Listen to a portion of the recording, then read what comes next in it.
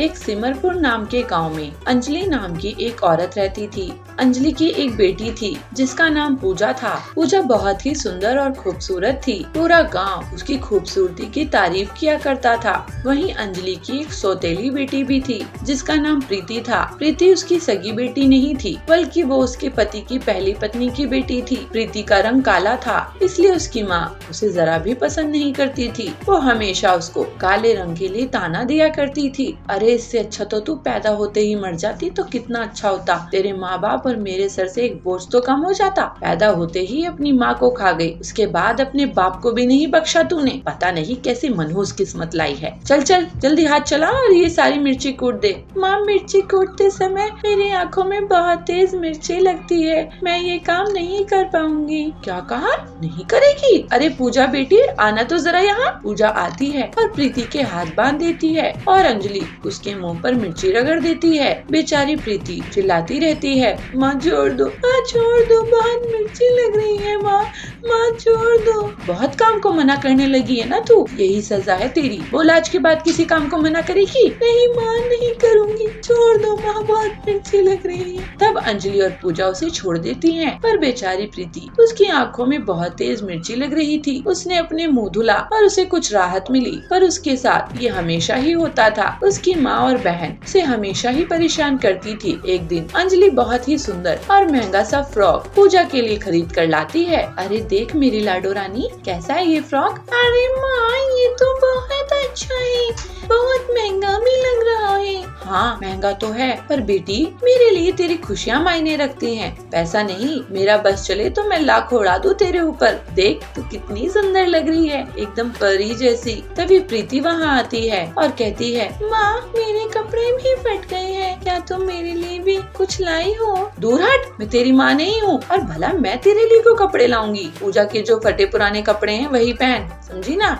आई बड़ी महारानी। अंजलि पूजा के फटे पुराने कपड़े प्रीति को दे देती है और प्रीति उन्हें देखकर बहुत रोने लगती है और रोते रोते एक जंगल में चली जाती है। तभी उसे एक घायल हिरन नजर आती है, वो दर्द से करहा रही थी। प्रीति को उस पर दया आ गई, पर उसको डर भी था कि शेर ने उसे देख लिया तो वो उसे मार देगा।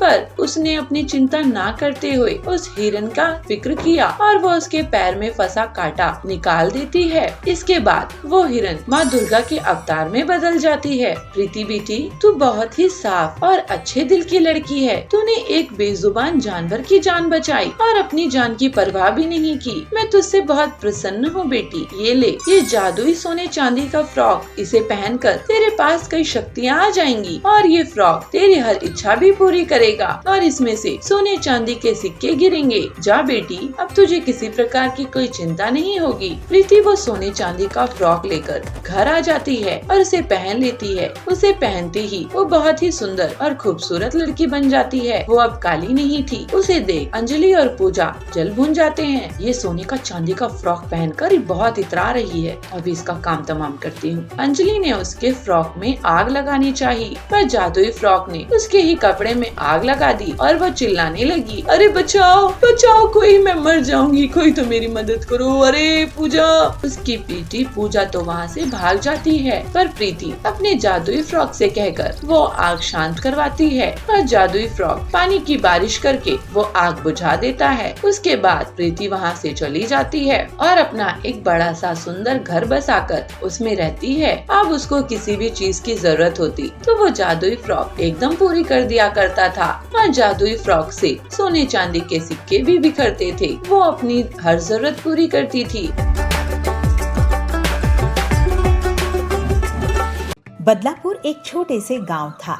यहाँ बबलू अपने ससुराल में रहता था। उसका ससुराल बहुत गरीब था। बहुत कोशिश करने के बाद भी उसे कोई काम दे नहीं रहा था। एक दिन बबलू बर्गर खा रहा था, तब उसका ससुर आकर उसे कहता है, हाँ हाँ दामाद जी, अच्छे से बर्गर खा लो, सुबह सुबह बर्गर खा लो, हम लोगों के पास चाय पीने के पैसे नहीं है, लेकिन आप ना बर्गर खा लो। क्या हुआ ससुर जी, आप इतने गुस्से में क्यों हैं? तो क्या करूं दामाद जी, घर में इतनी परेशानी है, गरीबी है, लेकिन आपको एक भी काम नहीं मिल रहा है और आप बर्गर खा रहे हो। मैं तो कह रहा हूँ आप कहीं पर मजदूरी कर लो, हम सब भी मेहनत मजदूरी कर रहे हैं। बबलू बहुत दुखी होता है। बबलू काम की तलाश में घूम रहा था। फिर वो चाय पीने के लिए एक जगह रुका। वहाँ कालू कौवा आया और बात करने लगा। क्या भाई बबलू, कैसे हो? मैं तो आज शहर जाकर बर्गर खा के आया हूँ, वहाँ बहुत अच्छा बर्गर मिलता है। अरे कालू भाई, मैं भी गांव का बर्गर खाया हूँ, लेकिन यहाँ तो सैंडविच और बर्गर में कोई फर्क ही नहीं है। लेकिन तुम बर्गर खाने के लिए इतनी दूर गए, तुम्हारे पैसे खर्च हुए होंगे। देखो भाई, मुझे तो स्वाद अच्छा मिलना चाहिए। अपने गांव के जंगल में एकदम घटिया बर्गर मिलता है। गांव के लोग बर्गर क्या होता है पता ही नहीं है इनको। उनके लिए वड़ा पाव और बर्गर एक ही तो होता है।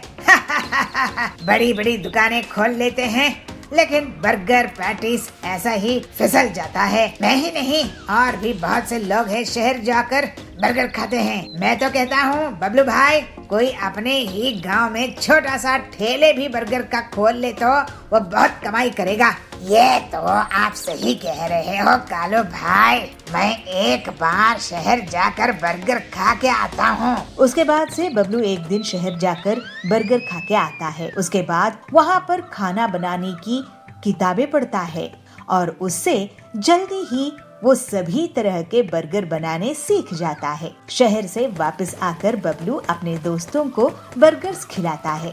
सभी को उसके अलग अलग बर्गर्स बहुत पसंद आते हैं। ससुर जी, मैं कुछ काम शुरू करने जा रहा हूँ। क्या काम शुरू करने वाले हो बबलू जी? आप इतने टाइम शहर में क्या सीख के आए हो और पैसे जमा कर लिए हो क्या? बिना उसके तो कोई काम नहीं शुरू कर सकते। आप बस देखते जाइए ससुर जी। ठीक है, देखते हैं अब क्या कमाल करोगे। ऐसे ही एक दिन बबलू बर्गर बनाने लगता है और कालू को बर्गर खाने के लिए बुलाता है। कालू अपनी पत्नी सुंदरी के साथ बर्गर खाने के लिए आता है। अरे वाह बबलू भाई, ये तो शहर से भी बहुत ज्यादा टेस्टी बर्गर है।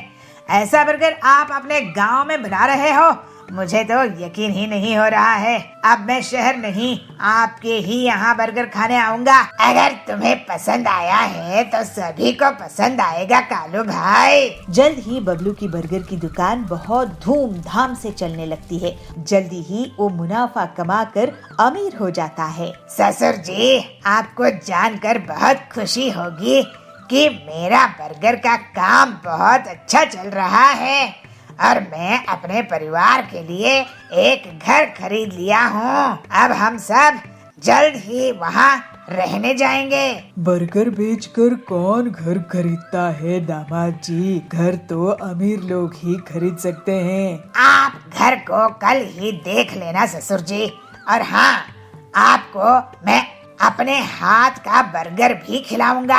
अगले दिन बबलू अपने ससुर को और बाकी के परिवार वालों को अपना नया घर दिखाने के लिए ले जाता है। घर देखकर सभी बहुत खुश होते हैं और अचंभित हो जाते हैं। बबलू का बड़ा सा बर्गर के आकार का घर था। अरे वाह दामाद जी, आपने तो कमाल ही कर दिया। आपने अपने काम को इतना बड़ा कर दिया कि घर भी वैसा ही बना दिया है। मैं तो आपसे बहुत नाराज रहता था क्योंकि मुझे लगता था आप आलसी और कामचोर हैं, लेकिन अब मैं बहुत खुश हूँ। अपनी मेहनत से बर्गर की दुकान चलाई और अपना घर भी बना लिया। आखिर दामाद हो तो आपके जैसा। आपका आशीर्वाद है ससुर जी, अब ये बर्गर खाइए। और बबलू के बर्गर का घर पूरे जंगल में प्रसिद्ध हो जाते हैं। उसका बर्गर का घर इतना फेमस हुआ कि वहाँ पर देश विदेश से लोग पिकनिक मनाने आते थे। इससे उसकी कमाई 4 गुना बढ़ गई। अपनी मेहनत और लगन से बबलू आगे भी स्वादिष्ट बर्गर बनाता रहा और अपने परिवार के साथ खुशी खुशी रहने लगा।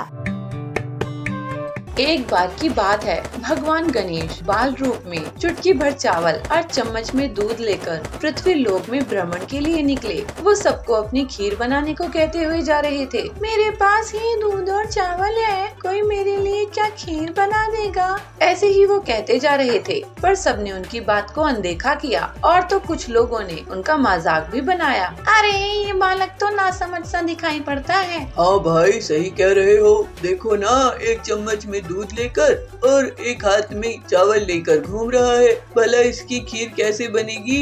ऐसे ही वो एक गांव से दूसरे गांव घूमने लगा, पर किसी ने भी उनकी बात नहीं सुनी। सुबह से शाम होने को आ गई थी। इसी दौरान एक गरीब बुढ़िया ने उस बालक को देखा। वो औरत बहुत ही अच्छे दिल की थी। उसने कहा, लाओ बेटा, मुझे दो सामान, मैं तेरी खीर बना देती हूँ। ठीक है माई, आप बर्तन ले आओ। बुढ़िया घर के अंदर गई और एक कटोरी लेकर बाहर आई, पर बालक ने कहा, नहीं अम्मा, इस कटोरी से क्या होगा, बड़ा बर्तन लाओ। लेकिन बेटे, इस कटोरी में तो ये आ जाएगा। नहीं आएगा, आप बड़ा बर्तन लेकर आओ, सबसे बड़ा बर्तन। वो बुढ़िया घर के अंदर गई और सबसे बड़ा भगोना लेकर वो बालक के सामने आई। उस बालक ने उसमें एक एक करके चावल और दूध डाल दिया और उस भगोने को चूल्हे पर चढ़ाने को कहा। बुढ़िया ने ऐसा ही किया। उसने सोचा बच्चे का दिल क्या तोड़ना, इसलिए उसने उसके कहे अनुसार काम किया। कुछ ही देर में एक चमत्कार हुआ। उस बालक के दिए चावल और दूध बढ़ गए और पूरा भगोना उससे भर गया। हे भगवान, ये कैसा चमत्कार है। तभी वो बालक कहता है, माई, मैं स्नान के लिए जा रहा हूँ, उसके बाद खीर खाऊंगा, तब तक तुम खीर बनाओ। उस बूढ़ी औरत ने भी पूरे दिल से खीर बनाई। पीछे से बुढ़िया के पोते पोती आए तो भूख लगने पर बुढ़िया ने उन्हें वो खीर खिला दी। खीर बनते देख रही पड़ोसन को भी बुढ़िया ने कटोरा भरकर खीर दे दी। बेटी की बहू ने भी चुपके से एक कटोरा खीर खाने के साथ एक कटोरा खीर छिपा दी। इसके बाद भूख लगी तो बुढ़िया ने भी उस खाने के लिए खीर हाथ में ले ली और बोली, आजा रे गणेशिया, खीर खा ले। तभी गणेश जी बालक रूप में वहाँ पहुँच गए और बोले कि मैंने तो पहले ही खीर खा ली। जब बुढ़िया ने पूछा कि कब खाई, तो उसने बोला, माई, मैंने तो तभी खीर खा ली थी जब तेरे पोते पोती पड़ोसन और बहू ने खा ली थी, तभी मेरा पेट भर गया था। पर बेटे, यहाँ तो बहुत सारी खीर बची हुई है, मैं इसका क्या करूँ? बूढ़ी माई, तुम ये खीर नगर में बांट दो और लोगों को खिलाओ, और जो खाली बर्तन होगा उसे घर के दरवाजे पर रख देना। ऐसा कहकर वो बालक वहाँ से चला गया। उस बूढ़ी माई ने ऐसा ही किया। उसने गांव के सभी लोगों को खीर की दावत दी, पर उसके बाद भी उस भगोने में से खीर खत्म नहीं हुई। उसमें अभी भी खीर बची हुई थी। अभी भी इसमें खीर बची हुई है, अब मैं क्या करूँ?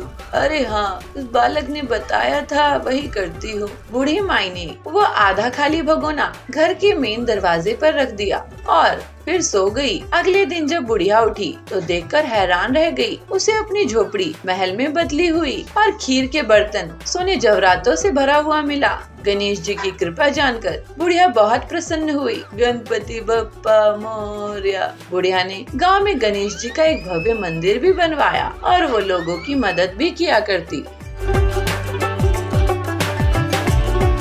एक पहाड़ी जंगल में पीलू चिड़िया अपनी माँ बबली के साथ रहा करती थी। वे दोनों माँ बेटी अपने बगीचे में फूल उगाती और उन्हें बाजार में बेचा करती थी। उससे जो भी आमदनी होती उससे वो लोग अपने घर का खर्च चलाया करती थी। एक सुबह बबली के घर कड़कनाथ आता है। बबली, ओ बबली। बबली कहती है, जी मुखिया जी, आप हमारे घर आए, बताइए क्या आदेश है? अरे बबली, आदेश नहीं है, खुशखबरी है। 2 दिनों बाद मेरी बेटी की सगाई है। तू मेरे घर फूल भिजवा देना, गुलाब और चमेली और जो भी अच्छे फूल हो वो तू मेरे घर भिजवा देना। बबली कहती है, ये तो बहुत अच्छी खुशखबरी की बात है मुखिया जी, लेकिन कुछ पैसे आप एडवांस दे देते। इस पर कड़कनाथ गुस्सा हो जाता है और बबली को धमकी देता है। एडवांस? किस बात का एडवांस?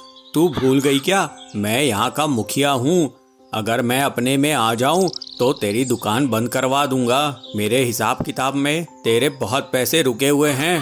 बबली कहती है, गलती हो गई मुखिया जी, मुझे माफ कर दीजिए। इस तरह से मुखिया धमकी देकर वहाँ से चला जाता है। पीलू अपनी माँ से कहती है, ये क्या माँ, आप उस मुखिया से क्यों डर गई? हम अपनी मेहनत के ही पैसे उससे मांग रहे थे, ऊपर से वो हमें धमका कर चला गया। जाने दे बेटी, तेरे पिताजी ने इससे कभी उधार लिए थे, हम उस उधार को अभी तक चुका नहीं पाए हैं। बल्कि मैं तो सोच रही हूँ इसके ऑर्डर के बाद मैं फूलों का धंधा ही बंद कर दूं। पीलू कहती है, लेकिन माँ, अगर हम फूल नहीं उगाएंगे और उसे नहीं बेचेंगे तो घर कैसे चलेगा? बबली, तो क्या करूँ बेटी, मुझे तो कोई दूसरा उपाय भी नहीं सूझ रहा है। चल इन बातों को छोड़, चल अब चलकर फूलों को तोड़ते हैं और बाजार में बेचने के लिए चलते हैं। दोनों माँ बेटी अपनी मेहनत से फूल उगाती थी और बाजार में बेचकर आती थी। इस तरह से कुछ दिन बीत जाते हैं। ऐसे ही एक दिन हरिया काका बबली की दुकान पर आते हैं और कहते हैं, बबली, तुम्हारा आजकल फूलों का व्यापार कैसा चल रहा है? लोग बाग खरीदारी कर रहे हैं कि नहीं? ये देखो, मैं फूलों की नई प्रजाति के बीज लेकर आया हूँ। इनकी खुशबू बहुत अच्छी होती है। इन बीजों को अपने बगीचे में एक बार डाल के तो देखो। ये फूल अगर तुम बेचने लगोगी तो तुम्हारी आमदनी दोगुनी हो जाएगी। एक बार इन्हें लगा कर देखो। लेकिन हाँ, ये बीज थोड़े महंगे जरूर हैं। बबली, नहीं हरिया काका, मैं ये बीज नहीं लगा पाऊंगी। अब तो मेरा फूलों के व्यापार से मन ही उड़ गया है। क्या आपके पास सब्जियों के बीज हैं? हाँ, मेरे पास सब्जियों के भी बीज हैं। ये देखो, आलू, प्याज, बैंगन, भिंडी, करेला। तुम्हें क्या चाहिए ये बताओ? पीलू कहती है, काका, आप हमें प्याज के बीज दे दीजिए, हम प्याज की खेती किया करेंगे। ये ले पीलू, ये हैं प्याज के बीज। ये नए किस्म के हैं, इसमें बहुत जल्दी प्याज उगाते हैं। फिर पीलू के कहने पर बबली प्याज के बीज खरीद लेती है। अपने बगीचे में बबली पीलू से कहती है, बेटी, तूने प्याज के बीज लेकर बहुत अच्छा करी, क्योंकि ये हर सीजन में हर कोई खाता ही है। पीलू कहती है, हाँ माँ, प्याज सेहत के लिए भी अच्छा होता है। गर्मी के मौसम में तो इसके बहुत फायदे हैं और ये गरीबों को बहुत पसंद रहता है। अब मैं पूरे फूल हटाकर प्याज के बीज बो देती हूँ। फिर पीलू प्याज के बीज बिखेर देती है और कुछ ही दिनों में उनके बगीचे में प्याज उगाता है। दोनों माँ बेटी अपनी फसल की अच्छी देखभाल करती हैं। प्याज की अच्छी खासी फसल को देखकर बबली खुश हो जाती है। पीलू, जा टोकरी ले आ, इन प्याज को तोड़कर हम अब बाजार में बेचेंगे। फिर वे लोग प्याज को बाजार में बेचने के लिए ले जाते हैं। प्याज ले लो, प्याज, ताजे ताजे प्याज। फिर पक्षी उनके यहाँ से प्याज लेने लगते हैं। थोड़े दिनों बाद एक चिड़ा उनके दुकान पर आता है। अरे बहन, तुमने तो लाजवाब प्याज दिए थे। ऐसे प्याज तो मेरे रेस्टोरेंट में हिट हो गए हैं। अब तो लोग सिर्फ प्याज की ही सब्जी खाते हैं। एक काम करो, मुझे आप एक बोरी प्याज भरकर दे दो, मैं रोज आपसे एक बोरी प्याज लेकर जाया करूंगा। इस तरह से प्याज के इतने बड़े ऑर्डर से दोनों माँ बेटी बहुत खुश हो जाते हैं और अब वे लोग प्याज को ही बेचने लगते हैं। कुछ दिनों बाद उनके पास इतने पैसे आ जाते हैं कि वो कड़कनाथ के पूरी उधारी चुका सके और अपना जीवन हंसी खुशी बिताने लगते हैं। शिवानी के घर का सारा राशन खत्म हो चुका था। उसे समझ नहीं आ रहा था कि वो अपने भूखे बच्चों के लिए क्या बनाए। तभी उसकी सास आती है। अरे ओ चुड़ैल, खाना बना कि नहीं? माँ जी, बना रही हूँ। तो जल्दी जल्दी हाथ चला ले अपने। माँ जी, मेरे पास सारा राशन खत्म हो गया है, क्या मैं थोड़ा सा राशन ले सकती हूँ? तेरा बाप भरवा कर गया था क्या? तुझे रहने देती हूँ, यही बड़ी बात है। चल अब जल्दी जल्दी अपने हाथ चला, सुबह से भूखे बैठे हैं हम। शिवानी कहने को तो अपने सास और पति के साथ रहती थी, पर उसकी सास ने उसकी रसोई अलग बना रखी थी और उसी अलग रसोई में वो खाना बनाती थी और अपने बच्चों को खिलाती थी। उसकी सास उसे जरा भी पसंद नहीं करती थी, क्योंकि वो एक गरीब परिवार से थी। तभी उसकी 3 साल की मासूम बेटी कहती है, माँ, बहुत तेज भूख लगी है, कुछ खाने को नहीं मिलेगा क्या आज? शिवानी से अपने बच्चों की यह हालत देखी नहीं जाती और वो अपनी सहेली पूजा के पास जाती है। पूजा उसे कुछ राशन दे देती है और कहती है, शिवानी, कब तक ये जिल्लत सहेगी? मैं कहती हूँ तू यहाँ से निकल जा और कहीं और चली जा, चाहे छोटा मोटा ही काम मिल जाए वो कर ले, पर यहाँ और दुख सहने के लिए मत रुक। देख तेरे बच्चों की भी क्या हालत है। शिवानी ऐसा ही करती है। वो रात होते ही अपने दोनों बच्चों को लेकर उस घर से निकल जाती है और जंगल के रास्ते जाने लगती है। उसके बच्चे चलते चलते थक जाते हैं, इसलिए वो वहीं एक पेड़ के नीचे रुककर रात भर आराम करते हैं। लेकिन शिवानी मन ही मन बहुत दुखी थी। उसे समझ नहीं आ रहा था कि अब वो क्या करेगी। घर से तो निकल आई हूँ, पर कहाँ जाऊंगी और क्या करूँगी कुछ नहीं पता।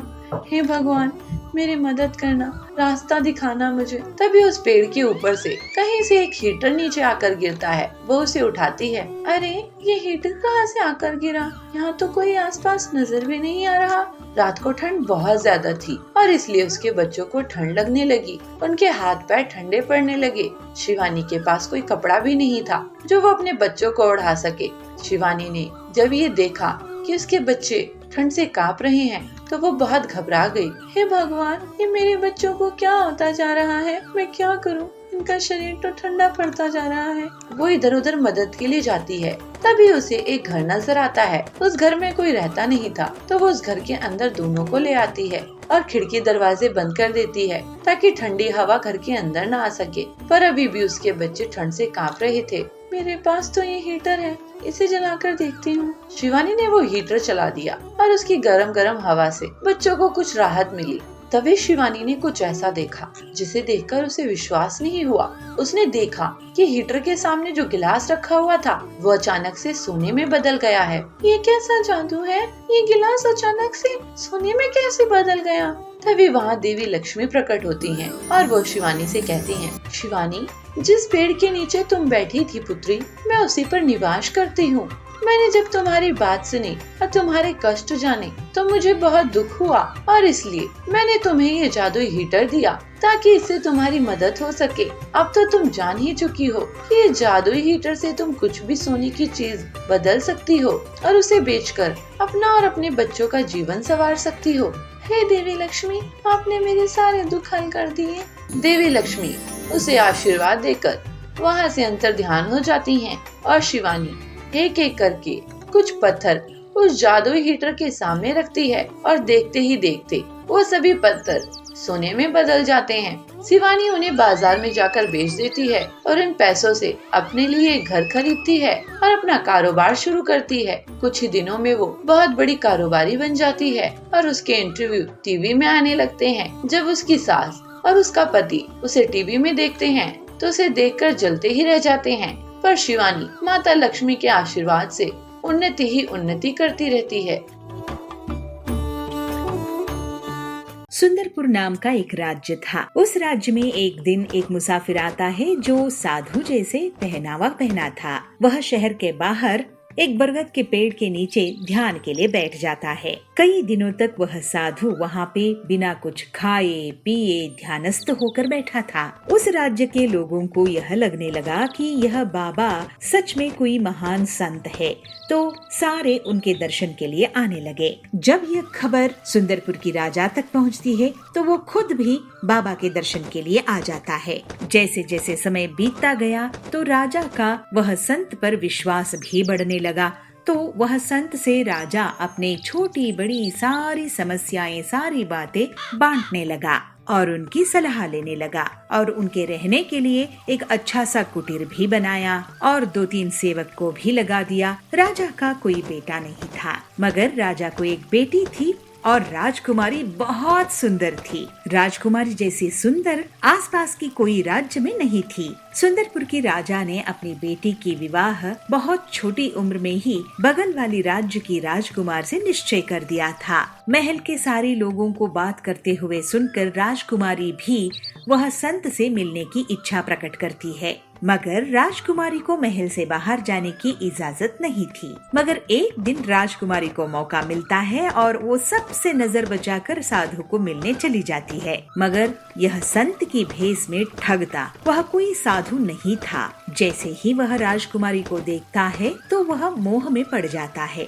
और राजकुमारी से विवाह करने की आलोचना करता है। राजकुमारी केवल दिखने में सुंदर नहीं थी, बहुत होशियार भी थी। उसने वो साधु की आंखों में वो लालच देखी और उसे समझ में आ गया कि यह साधु कपटी है। जैसे ही मन में ये विचार आया, राजकुमारी वहाँ से भाग निकली, मगर साधु भी उसके पीछे पीछे उसको पकड़ने के लिए भागा, मगर वह पकड़ नहीं पाया। तो उसको बहुत गुस्सा आया। मुझसे बचकर कहाँ जाओगी? देखो तुम्हारा हश्र मैं क्या करता हूँ। अरे ये तो साधु नहीं है, ये तो कोई कपटी है, इससे तो बचकर मुझे महल पहुंचना ही है। राजकुमारी सोचती ही रही, मगर साधु ने अपने हाथ में जो त्रिशूल था उसको जोर से राजकुमारी की ओर फेंक देता है और राजकुमारी के पैर में वो लग जाता है।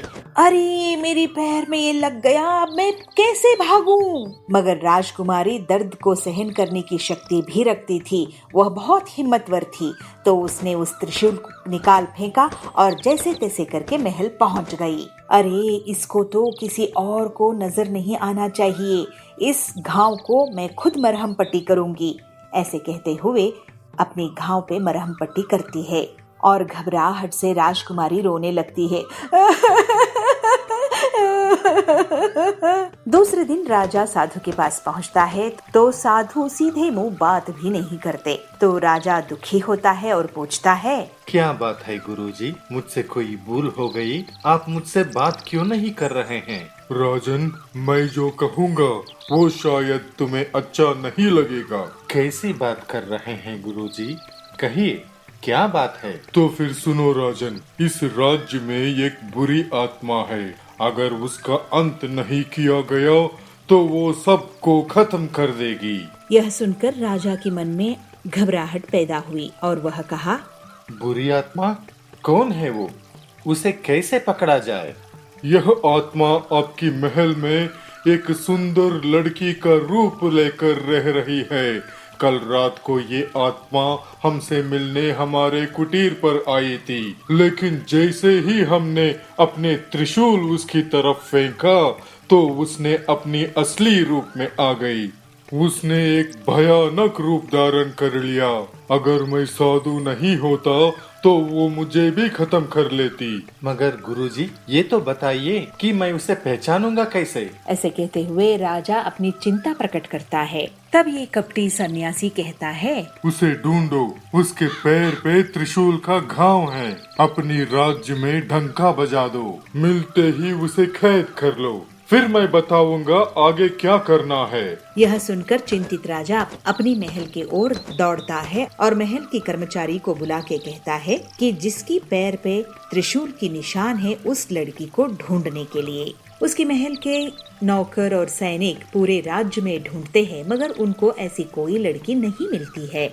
मगर आखिर में यह पता चलता है कि राजकुमारी की पैर पे त्रिशूल का निशान है और यह बात सेवक आके राजा को सुनाते हैं। यह बात सुनते ही राजा परेशान होकर साधु के पास पहुंचता है और सारी बातें साधु को कहता है और यह निवेदन करता है कि शायद साधु से कोई भूल हुआ हो। साधु को तो ये अंदाजा था, वह पहले से ही सोच कर बैठा था और राजा से कहता है, राजन, तू जिसे राजकुमारी समझ रही हो वो असल में तुम्हारी बेटी नहीं है।